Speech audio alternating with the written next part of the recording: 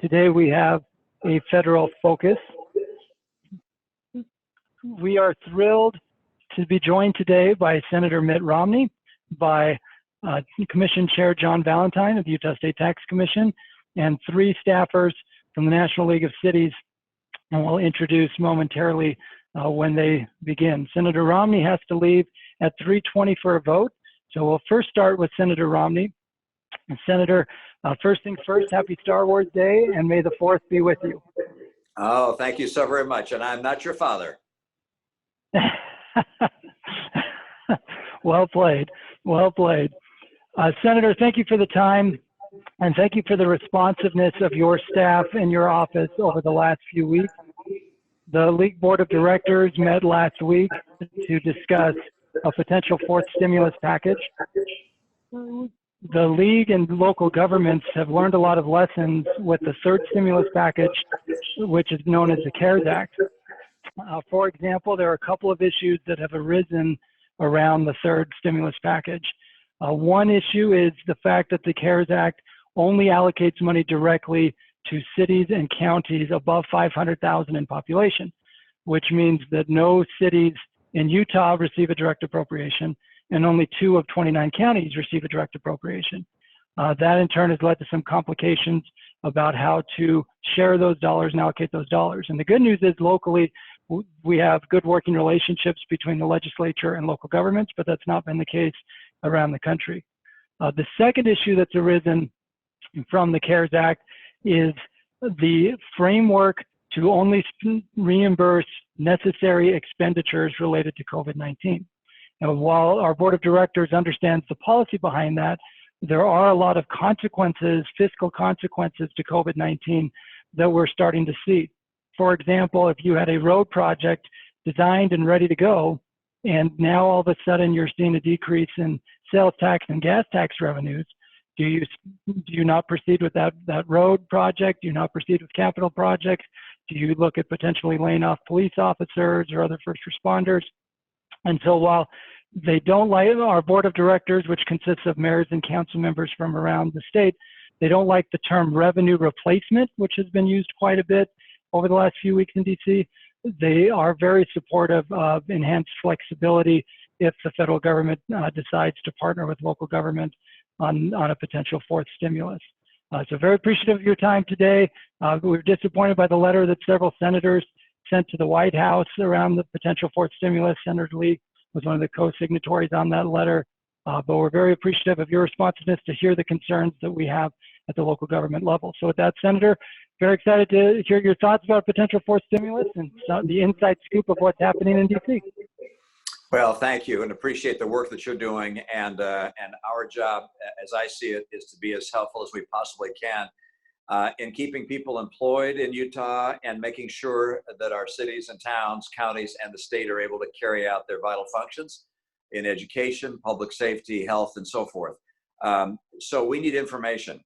And we need, in my opinion, we need mayors and commissioners to call the offices of your senators in Washington and your congresspeople and express to them what's happening. Let them hear the particulars that you're concerned about. Let me go back to the points that you've raised. First of all, the insistence that money only go to municipalities or entities with over 500,000 in population. That was not something Republicans wanted. That was something Democrats insisted on going into the bill. The bill was a compromise, as you know. I think that was designed to try and get some of the cities that Democrats were concerned about away from the grips of the governors.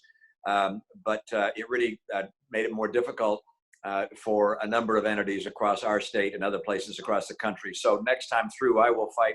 And I think there'll be several others who agree with me that will say, look, we really can't do that. We've got to instead send money to states and then give direction to states as to how they send money on to their cities and towns and counties. So we'll work on that, and your input on that is welcome. Secondly, with regards to additional flexibility, we've already had some conversations among Republican senators, and the 53 of us were on a phone call. We haven't met yet, and we may not meet in person for a long time, but we did meet by phone. And there were a group of senators, and you mentioned a letter that went to the White House, who said no more money to states, no flexibility. only checks for expenses that they can prove they've incurred. That's I don't know how big a group that is, but there were a vocal group of those that spoke out and said, we don't want to bail out the cities or the states like New York and Illinois that are these big pension funds. All right, that was one group. Then there was another group that said, no, let's just go back and give flexibility to the funds that have already been appropriated, about 150 billion. Let's just make sure that there's plenty of flexibility there, so that states, counties, cities, and towns can use the funds as they think best.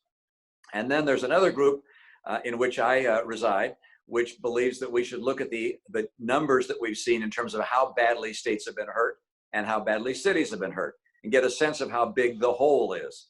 And so Moody's, for instance, has just done an analysis state by state. Some states have had a 78% reduction in revenue. That's Alaska, all right? Other states like North Dakota and Oklahoma have seen 25 to 30% reduction in revenue.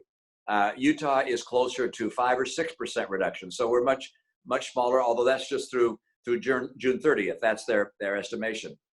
So if we just do a one size fits all based on population, it's going to be a windfall for some states and a shortfall for others. So I'm suggesting we provide additional funding based on what's actually needed, what the whole actually is. And we find the same thing for cities and towns. And we say to a state like Utah, okay, here's the additional funding you're going to get. You're going to get flexibility to use it for whatever needs you have, but a certain percent has to go to the municipalities, to the counties and municipalities in your state. That's what I'd like to do. I think there's several other senators that agree with me. But I can also tell you, this is something the Democrats are very excited about. They want a lot more money going to states, cities, and towns. My side of the aisle is much more reluctant, as you've seen by that letter that went to the White House. I'm one of those that sides more with finding out what the actual numbers are and making sure. I mean, what I don't want to see cities and towns laying off police, fire, and teachers. I mean, and part of the challenge here is that we don't have a lot of senators who've been governors or mayors or county commissioners. And so they think, well, why don't they just, reduce their spending? It's like, well, reducing spending means laying people off. And we don't want to lay more people off. That just prolongs a recession.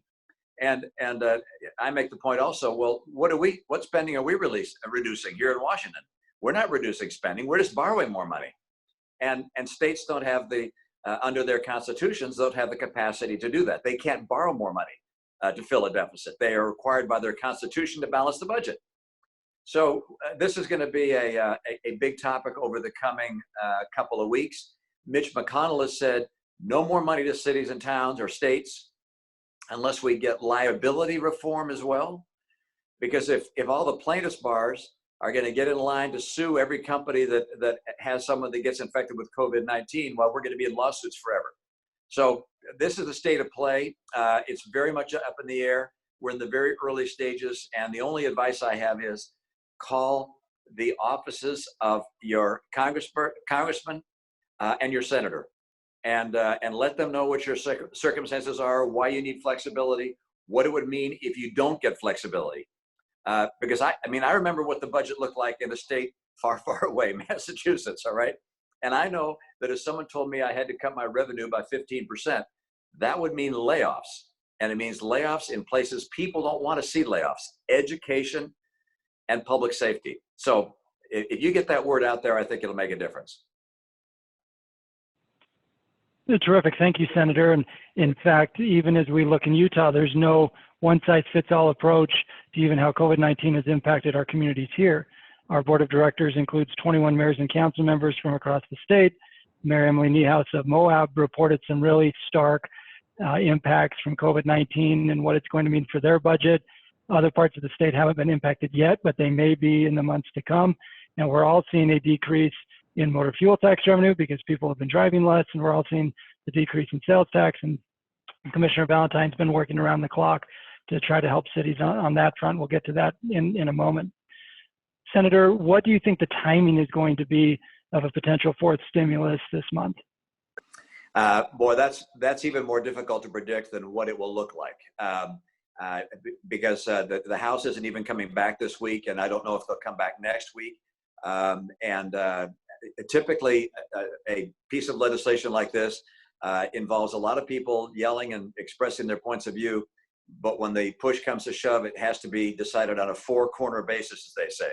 Four corners being the Speaker, the Minority Leader in the House, the Majority Leader in the Senate, and the Minority Leader in the Senate. So four people come together and negotiate the last points and get it across the finish line. This one is going to be much more difficult than the prior versions. So I would be surprised if we see any resolution until either late this month or the beginning of next month. I just think this is really going to be difficult. So for instance, liability, how to restrict liability. Normally that's done at the state level. What can the federal government do in terms of restricting liability claims in private corporations? Is it constitutional? Are we dealing with interstate commerce provisions? So it's going to be a very complicated a piece of legislation, and I know it's going to take some time, in part because we're so far apart. Although I can say this, I think Mitch McConnell was very wise to set aside in version 3.5, bailout 3.5, rescue plan 3.5 rather. I think it was wise to put the cities, towns, counties, and state aside because that will bring the Democrats back to the table. They badly want to see additional flexibility and funding there.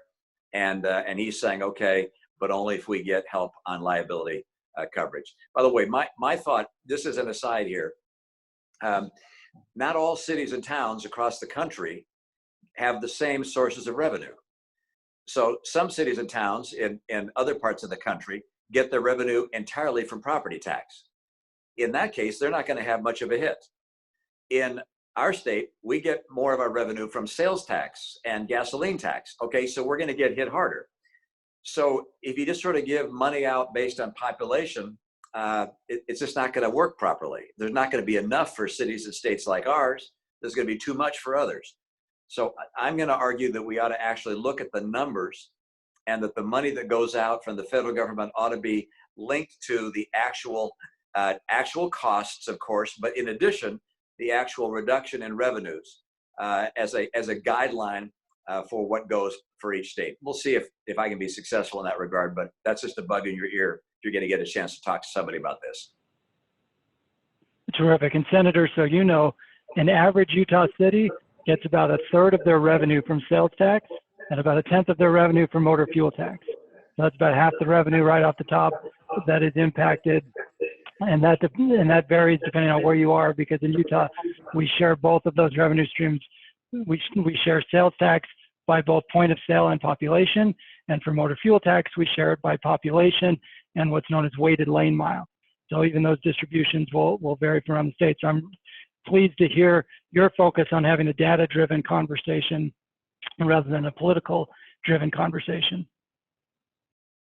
It's unusual in Washington.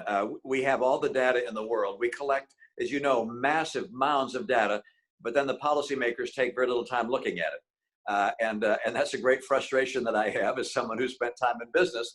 We spend our time looking at the data and use that to inform our decisions. In politics, it's like, you know, my side wants to win. I want your side to lose. It's more winning and losing and who gets ahead and who gets political points from a particular policy position. And it's unfortunate because right now, a lot is in the balance. I can tell you this, which is we had a call with Hank Paulson, who was the Secretary of Treasury under George W. Bush, and who led the rescue of our banking system back in 2008. And he said, look, the states are going to need additional help. And he was including municipalities as well. And even though some of the members in our caucus don't want to do that, his view is if you want this downturn, this economic calamity to ever end, you cannot have cities, towns, counties, and states laying people off, or you're never going to get this economy going again. So I hope that that posture prevails. Senator, one follow-up question to that is, I appreciate your nuance in terminology and the fact that you've referred to the previous bills as rescue bills. And really, 4.0 can be both a rescue bill and a stimulus bill, depending on the scope of it and depending on the target. Has there been much discussion in your caucus around a transportation-specific stimulus bill, or has most of the conversation right now been focused more on the rescue side, or a combination thereof? There has been discussion about a stimulus, and the White House is very anxious to see something done in infrastructure. And John Barrasso, who's chairman of the committee that relates to infrastructure, has two pieces of legislation that have made it through his committee and are ready to go to the floor. Whether they get picked up by the majority leader or not, I don't know. But there is a provision for infrastructure investment. And where the money will come for that is a question. But there's no question there is a discussion of a infrastructure-based stimulus effort, and the question is how effective will that be in actually getting the economy going. But it was discussed also by Hank Paulson and by the White House and by members of our caucus. So I can't tell you what overall support there is for it, but it is being discussed. Terrific, Senator. Both the National League of Cities and the Utah League of Cities and Towns both have surveys in the field with our membership around the necessary expenditures as well as the other impacts, fiscal impacts of COVID-19. We'll be gathering all that information to share with you and your team and the rest of the delegation. Recognizing that you have a vote that you need to get to, do you have any final thoughts either on the exact type of data that you want to see or just general advocacy thoughts of what you want to see from cities, towns, and counties in Utah around this effort? I just say this, which is we're going to be making decisions that will have a big impact on cities, towns, counties, and the state. And we're going to need to have input from those whose lives are going to be affected by it. And that means mayors, city managers, commissioners, and we're going to hear from the usual suspects here around K Street. They're going to have a point of view, but there's nothing like hearing from your mayor that says, "Do you understand what's going to happen? Our revenues have gone down by X. We've got additional costs from X, Y, and Z. We need flexibility. We need funding to provide this, or the only costs we can cut are going to be costs related to our kids, their education, and public safety. And you really don't want that to happen. I mean, they have to hear this. They really do have to hear this, and we're not hearing it yet. So to you and your colleagues, you got work to do. You know where I stand on this, but I'm in terms of seniority, I'm number 97 out of 100. So I don't have as much weight from a seniority standpoint as I'd like, but I got a big voice, a big mouth, and I'll keep on fighting and doing my best to get additional support and flexibility for the places that need it most. So thanks to you and your members.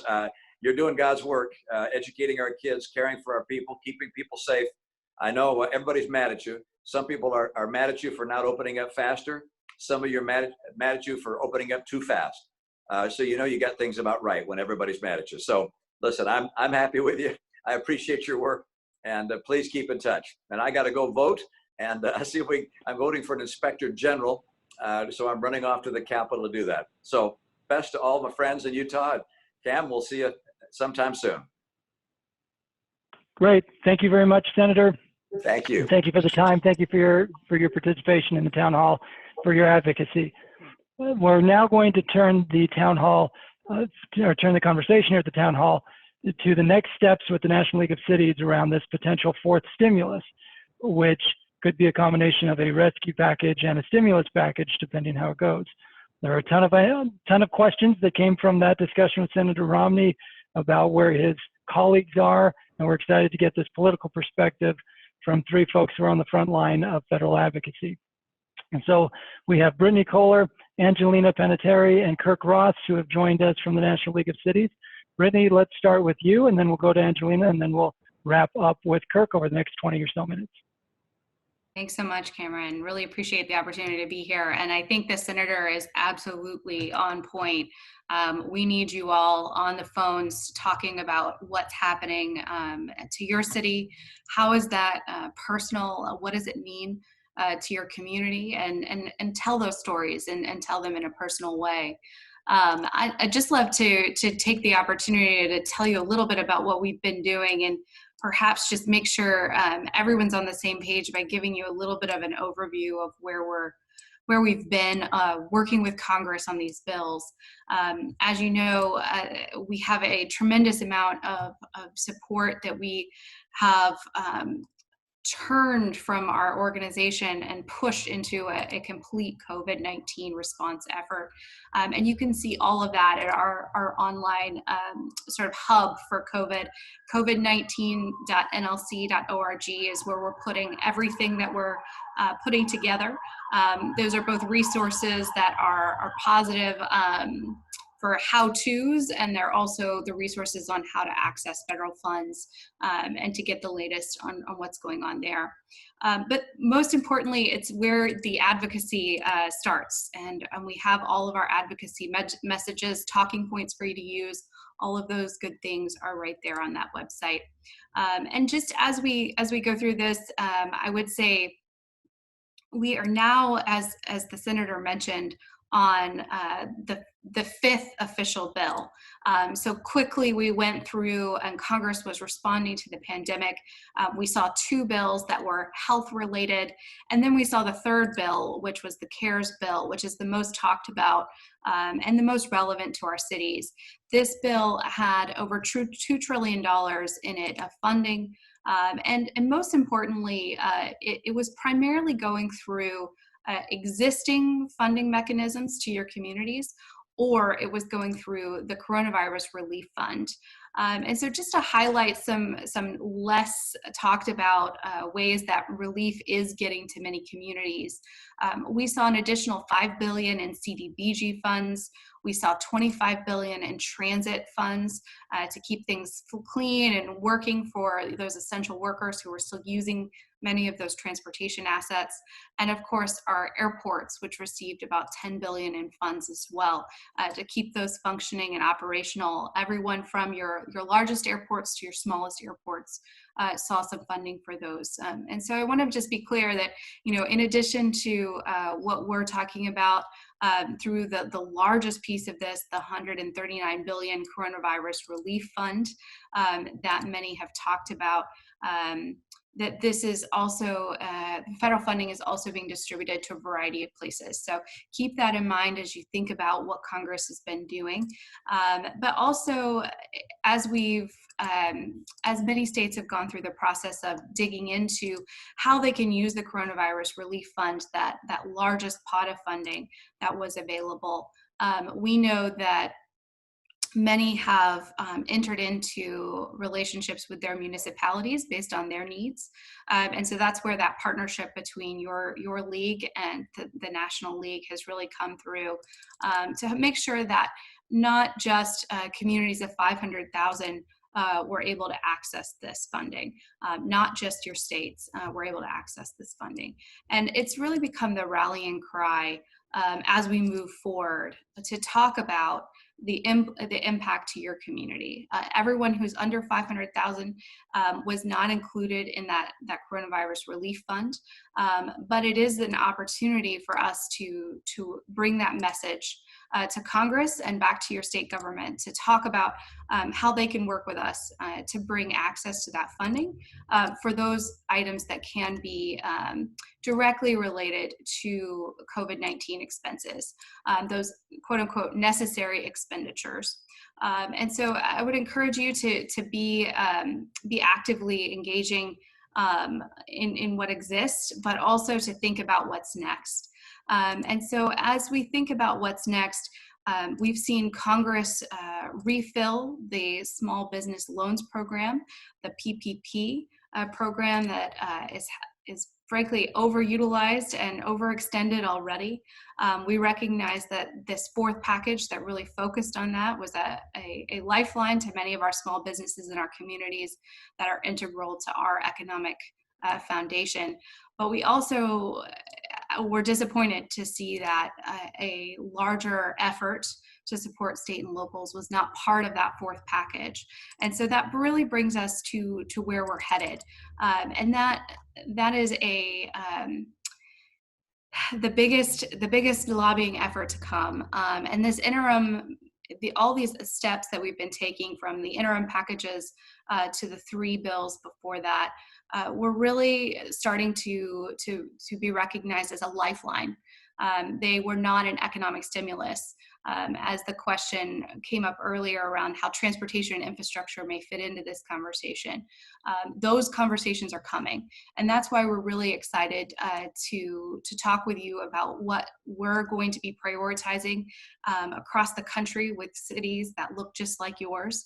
And so I'll turn it over to Angelina Panettiere to talk more about our advocacy ask coming up and how you can help. Brittany, before you leave us and we start with Angelina, there are a couple of follow-up questions that we're dealing with on the front lines here in Utah. I brought them up with National League of City staff on Friday as well, but just to put them on your radar, there's been the coronavirus relief fund was one page out of an 800-plus page bill, right? So then we were relying on the Treasury Department guidance. Now we're waiting on their FAQs. I know that they did a call with the U.S. Conference of Mayors last week. I was able to obtain a copy of that transcript, and they hinted toward an answer for this particular question, but I'm wondering if you have heard this from other states, and that is whether a county that receives the dollars because they have over 500,000 people, if they can share that money with the cities within the county, even if those cities did not reach that 500,000 population threshold. And then I have a follow-up question to that one.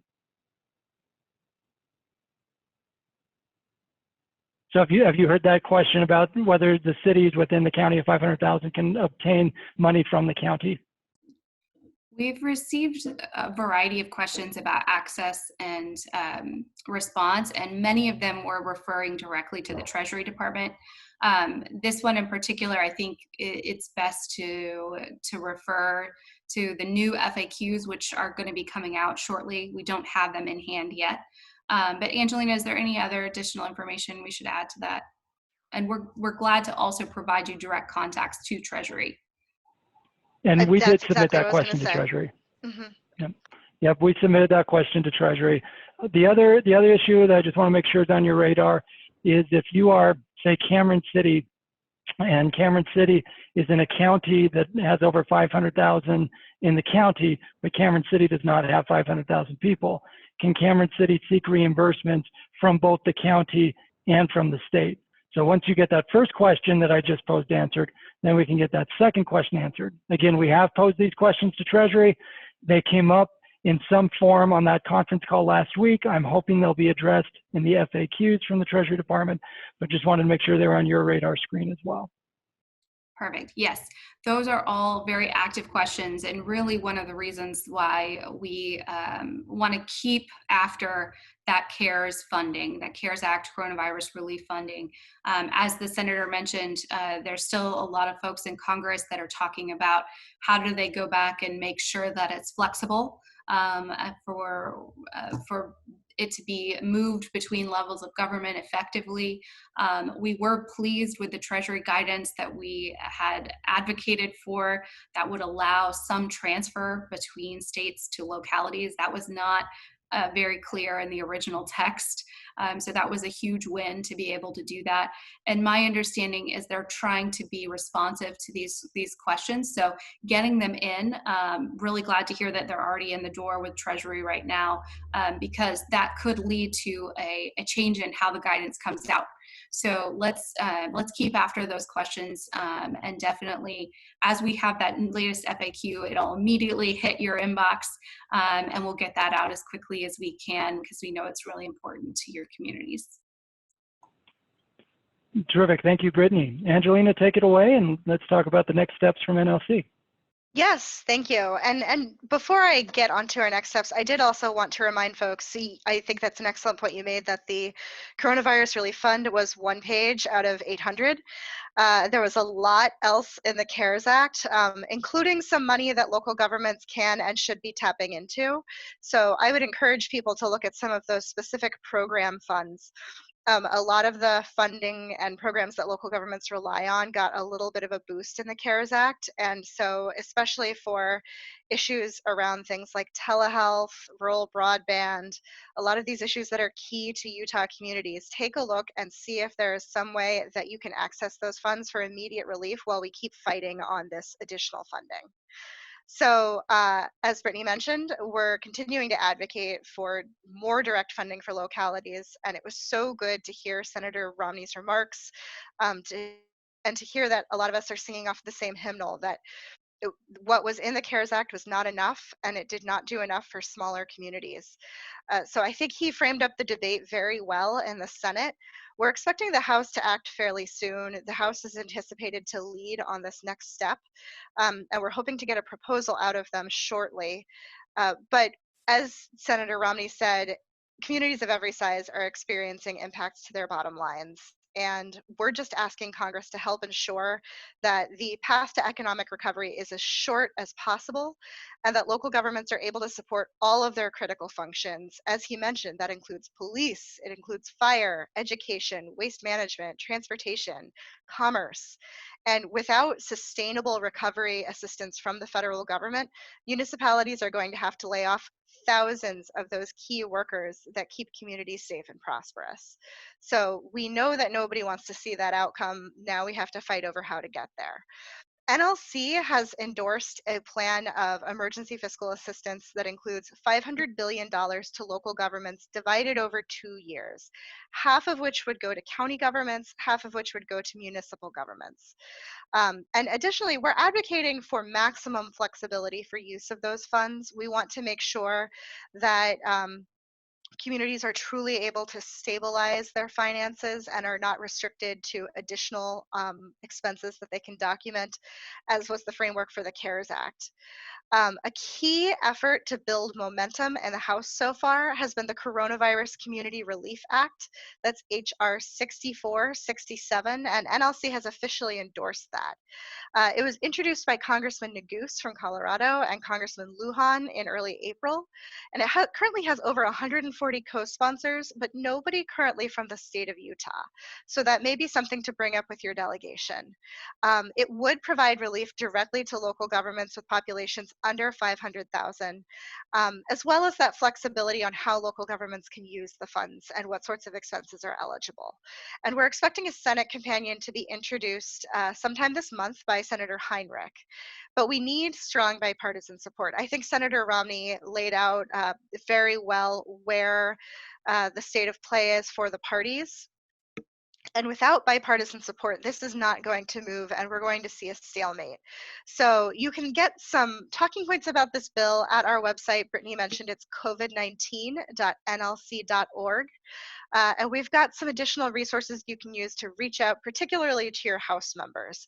But I think it's important to keep in mind what Senator Romney said about the value of data and telling your community's story, because none of these bills that have been introduced so far are going to pass on their own. We will ultimately see some sort of negotiated agreement, but these bills are a starting point for those conversations. Ultimately, congressional leadership is going to have an outsized influence on what ultimately gets passed.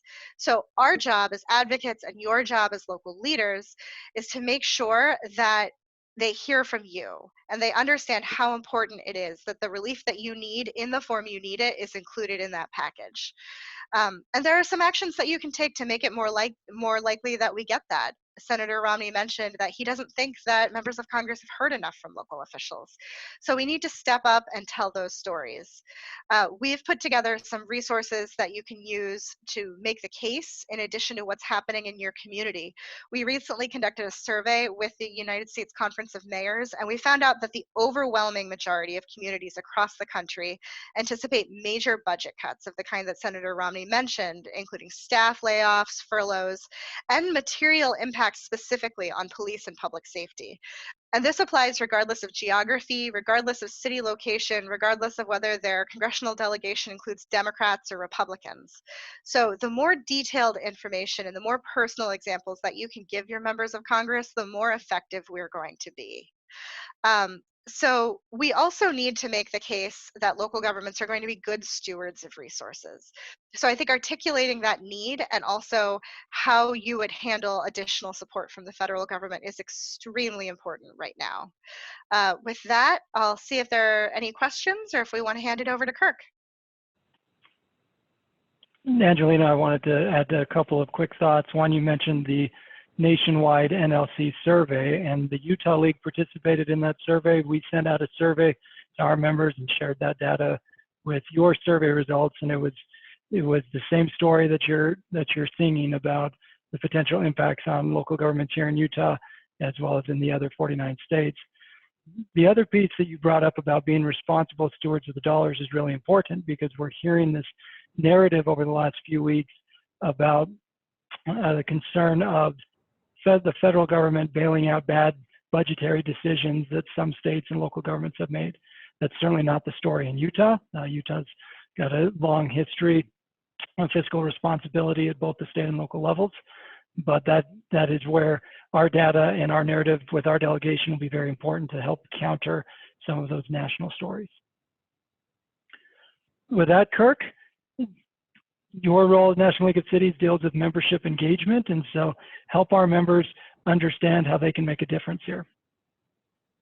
Yes, Cameron, thank you very much. I came on in January, so I'm relatively new, so this is great to be able to virtually meet all of you. Very excited to be working with different local leaders across all of the West, including Utah. So we have a number of different membership benefits that have been developed over the last couple of months, and really starting in the very beginning days of this pandemic. One of the ones that I'd like to highlight is the Local Action Tracker. This was done in partnership with Bloomberg Philanthropies, in which we have compiled all of the local policies that are actually being enacted in our cities, towns, and villages across the country. And so this is a resource to members and non-members alike across the entire country. So they've all come together and compiled what they've been doing. So I would encourage you to use this as a tool if you're needing guidance on exactly what policies you need to be enacting in your city, to go there as a resource for information. But also, please go ahead and share information on this local action tracker as well, so that you can help sister cities across the state of Utah and across the country. Then we also have our public-private partnerships. I had mentioned that the Local Action Tracker was in partnership with Bloomberg Philanthropies, but we also have a number of other partners that here at NLC.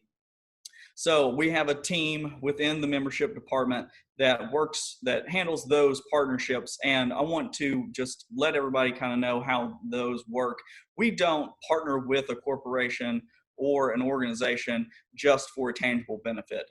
The partnership team works diligently to make sure that all of those partners that we are working with understand our mission here at NLC, and they understand their role to help support local leaders like yourself. So there's a number of those on there. I believe there's about 30, a few more than 30 companies there that have different programs that they are helping cities just like yourself, and being able to meet some of those shortcomings that perhaps the city isn't able to address at this time. But a wonderful partnership with these corporations and organizations could be able to bridge that divide.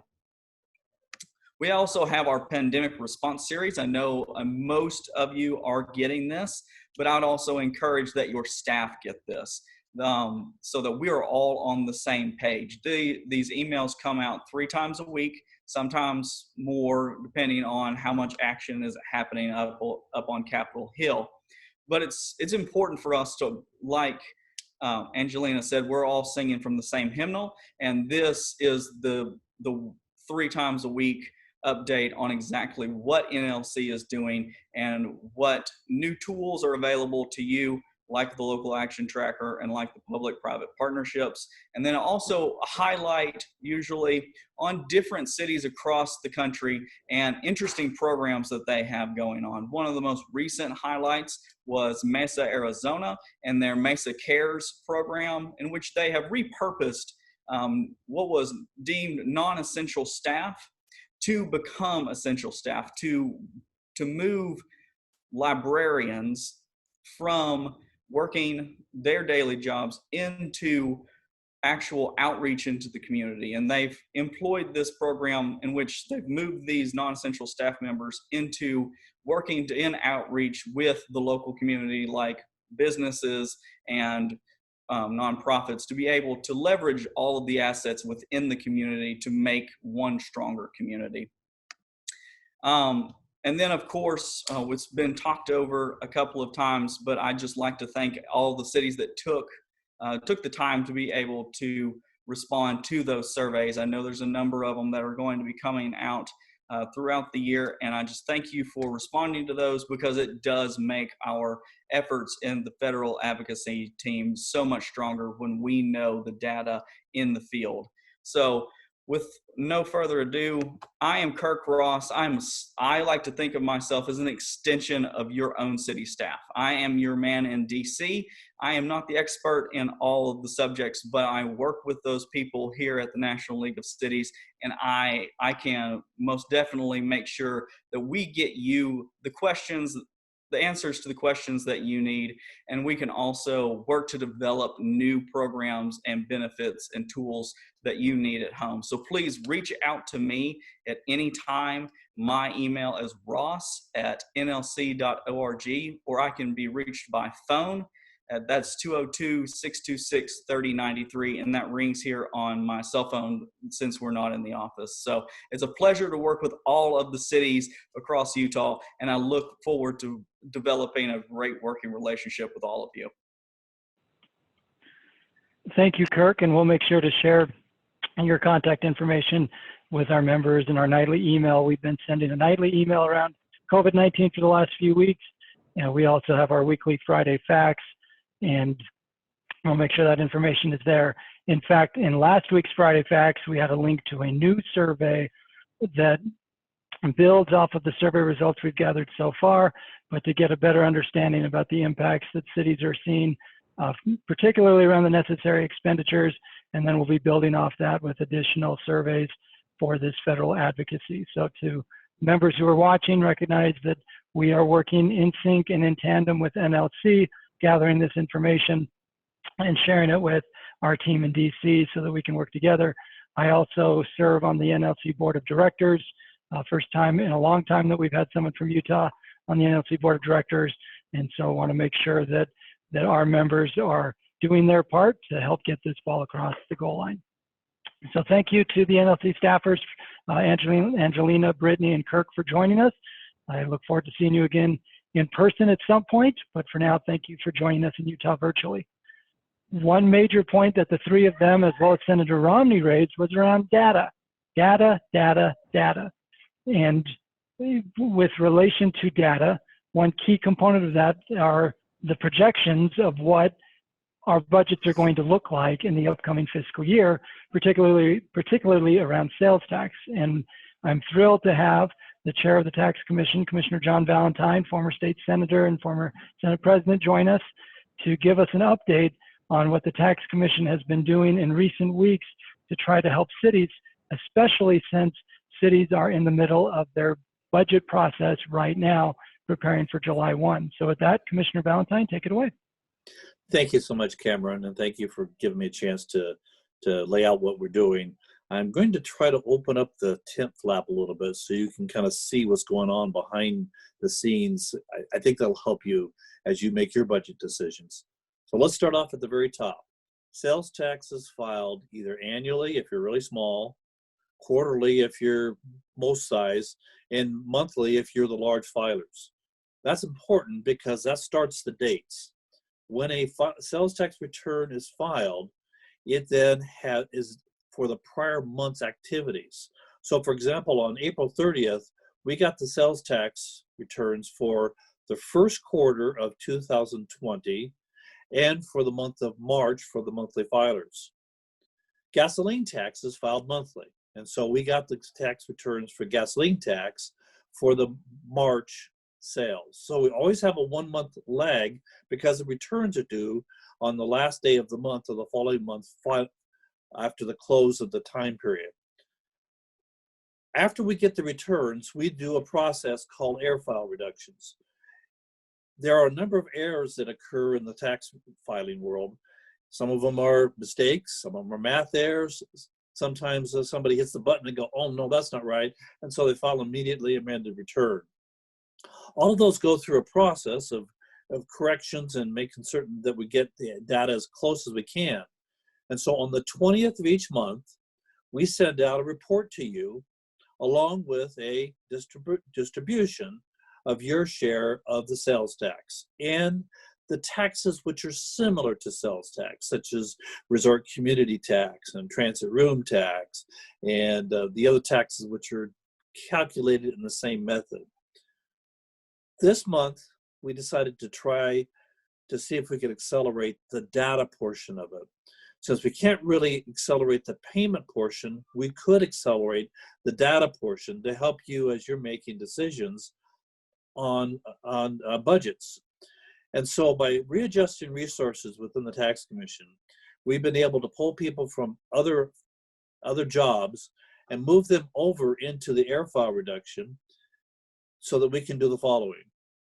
On May 11th, we will give a preliminary report of what's happening in the sales tax collections and what's happening in the gasoline tax collections. These are important components of your budgets. And we felt like that data would be really, really useful to have earlier than waiting to the 20th of the month. On the 20th of the month, we'll give the final reconciled amount. So on the 11th, the data that you're receiving will be preliminary. And it'll have a lot of disclaimers in it because we are concerned that we haven't done all the air file reconciliations that need to be done. For the month of May, there are no hold harmless calculations. For the month of June, we'll be making the hold harmless calculations primarily for Garfield County, for those municipalities in Garfield County. For the next month, we'll be doing the large hold harmlesses, and those will be primarily for the Carbon and Emery County areas. The effect of the hold harmless are, of course, that everybody else's goes down, those will go up during the whole hold harmless calculation. I raise that so that everybody's aware of that, so that there's not surprises when it comes to next month and we now starting to make hold harmless adjustments. A couple of things that I want to clear up that Senator Romney said, which may help you give some idea of where we're headed right now. I took a sneak peek at the tax returns that we had in on Friday. I can tell you that we have a more than a 5% reduction year over date in sales tax. He said Utah was at 5%. He maybe has different data than I do, but we're more than 5% down. However, I'm here to say, truthfully, we're not as bad as Alaska or South Dakota. In fact, as I compare the data that we've got to this date, which is raw data without any kind of reconciliation, we are probably beating our peer states as to what kind of revenue reductions we've had. Now, word of warning, these are March numbers. March was only a partial month of shutdown. We expect April to be worse. So even though we may have a year-to-date that's less than some of the numbers that we are worried about, we have a significant reduction that's going to occur in April because we were closed for the whole month. A couple of things you should know. House Joint Resolution 301 was passed in the special session. It gave indication to all state agencies that we were to freeze any new expenditures. New expenditures for the State Tax Commission were relatively small, but there were two, one of which will affect cities. The first one is that there was an additional attorney general that was given for tobacco tax enforcement. The second one, the more important one to cities and to counties, is that we were giving two additional transit room tax, sales tax auditors for hotels. Those are frozen right now. We are not allowed to hire those positions. So we're kind of stuck right now on that particular aspect. Just wanted everybody to know. The legislature has already taken $350,000 one time from the State Tax Commission. We anticipate that we're going to have more reductions not only in the State Tax Commission, but in other state agencies.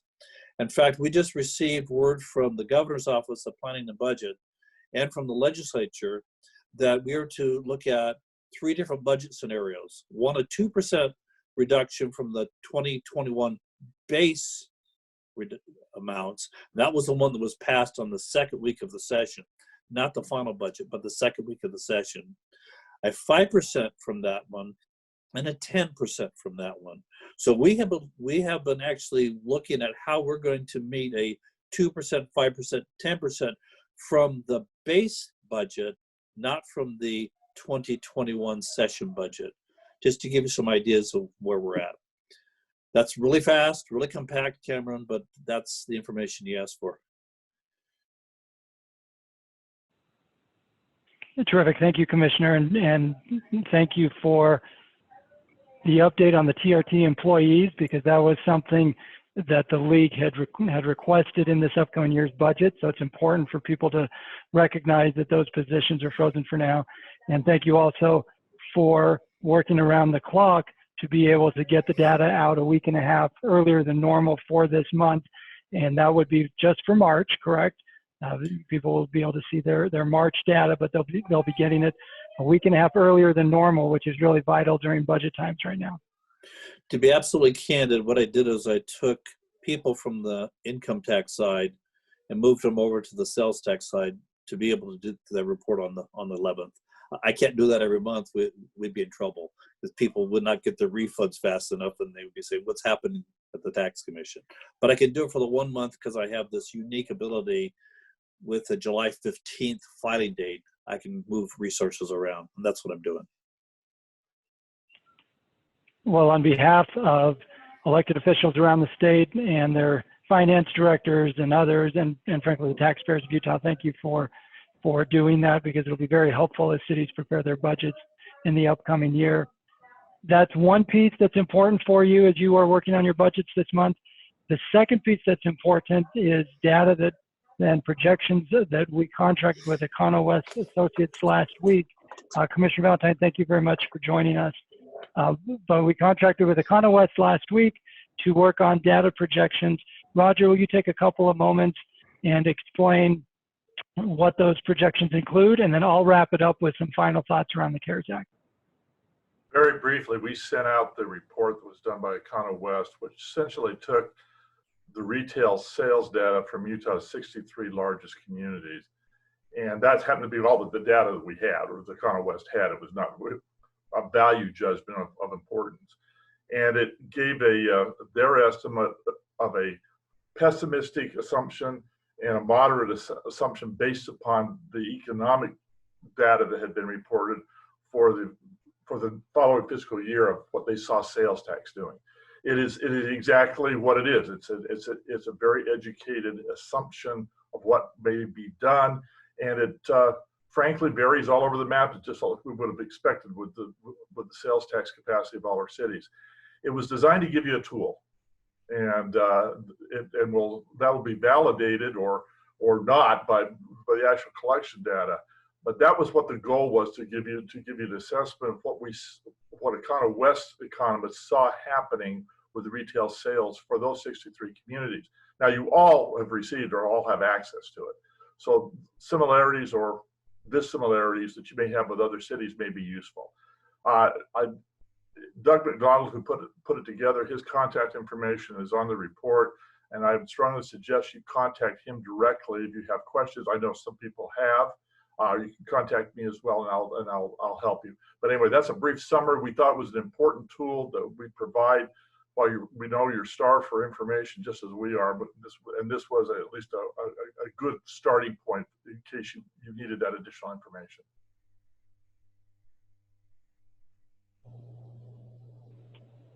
Terrific. Thank you, Roger, and thank you to Doug for doing that work and doing it quickly. The turnaround time we asked him to meet was very quick, and he did it. And so we're appreciative of that partnership. The time frame over the next few days is very critical. You heard Commissioner Valentine reference that they intend to share the sales tax and gas tax collections from March on May 11th, which is this upcoming Monday. You can find the EconoWest sales tax research on our website. Wayne Bradshaw has put it in the chat box. We link to it in Friday Facts. We'll link to it again in tonight's email.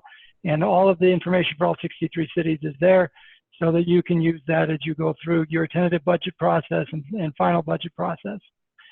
Next Wednesday, May 13th, most importantly, is my wife's birthday. But second to that at this point is the executive appropriations meeting, where they will be working through the impact on the state budget and also working through the appropriation of the CARES Act. And then there may be a special session next week that's still up in the air. But from a local government perspective, legislative leadership and the governor's office both have asked the League and the Association of Counties to come up with a fair way to distribute the Coronavirus Relief Fund dollars from the CARES Act. One thing to note is that we are actually unique compared to other states. There have been other states where their governors and legislatures have basically told local governments to pound sand and that they're not sharing any money beyond the local governments with 500,000 or more people.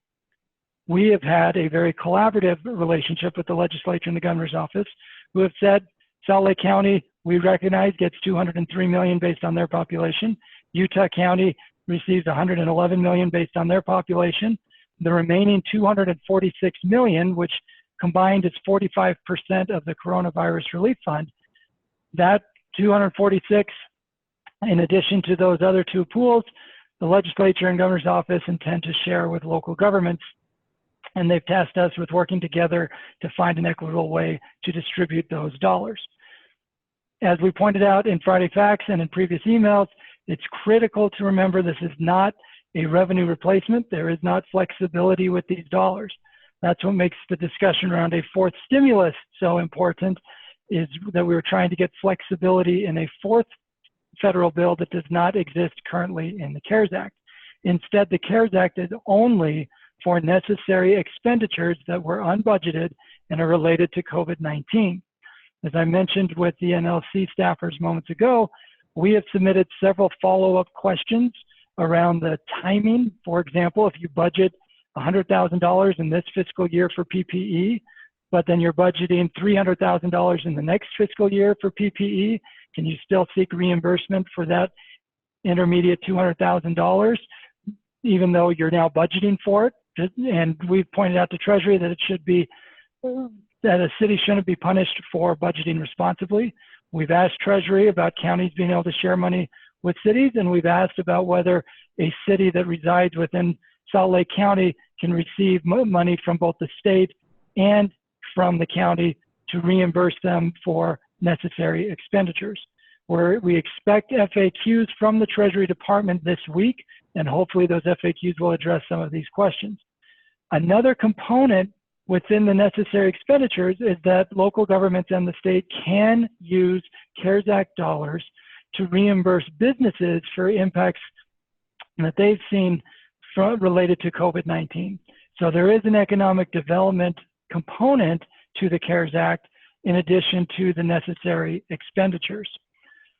Timing-wise, we've been asked by the legislature and the governor's office to determine a formula as soon as possible. As Senator Romney mentioned, we are trying to be as data-driven as possible, recognizing that we are also working on a very condensed time frame to try to get the formula up and running so that dollars can be distributed and help you as you seek reimbursements. The reimbursements can be for any necessary expenditures from March 1st through December 30th of this calendar year. So it's not just money that you've spent to date, it's also money that you could spend and seek reimbursement for between now and the end of the calendar year. Roger, is there anything else you'd like to add about where we're at on the CARES Act? Oh, other than to say it is a fairness is often in the eyes of the beholder. We're trying to be fair, but we're also trying to get the money out.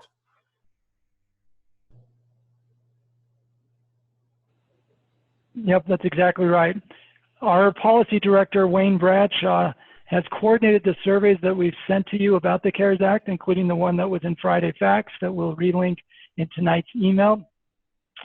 So watch for correspondence from Wayne, and you can contact Wayne directly with questions about the CARES Act and also data around the federal stimulus. We'll be putting together a subsequent survey that will focus on the federal advocacy piece, recognizing that Congress will be coming into session and there are multiple potential proposals out there on the fourth stimulus. Our board of directors has urged us to be to focus on the CARES Act and get that squared away, as well as engaging at a high level with the federal delegation around that fourth stimulus. So stay tuned as details continue in the days to come. With that, thank you very much for joining today's Fiscal Impact Town Hall. Tomorrow we will have our town hall at 3:30 with the Lieutenant Governor. We will be joined by Dr. Angela Dunn, and to talk about the health data as we have moved to orange and discuss what the timing may be around orange to yellow in the weeks and months to come. And we'll also likely talk about the CARES Act and the other important aspects related to COVID-19, like the special session. We'll have the nightly email tonight. We'll have more details on our website. Thank you very much for your engagement in the League of Cities and Towns, and have a great afternoon. May the 4th be with you.